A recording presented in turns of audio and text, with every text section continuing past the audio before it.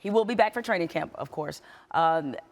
How big of a deal is this? Anytime you're talking about a rotator cuff with a quarterback, it is a big deal, but we've seen guys come back from that surgery. So I'm not pessimistic. I'm certainly not a doctor, not about to play one on TV, and not about to sit up here and talk about Cam Newton breaking down. But I do think we've seen the end of Cam Newton as we know him as this robo QB who's, taking all of the, the short yardage runs. I think he ran a career low 90 times, if I'm not mistaken.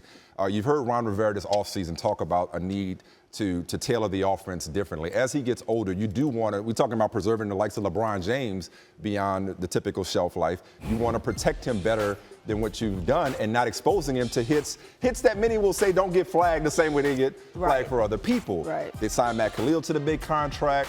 They're going to tinker the offense. So I don't think you're going to see Cam Newton be that there you go, that reckless abandon guy. Like they're going to be smarter with him once he's healthy again. I'm presuming he's going to be.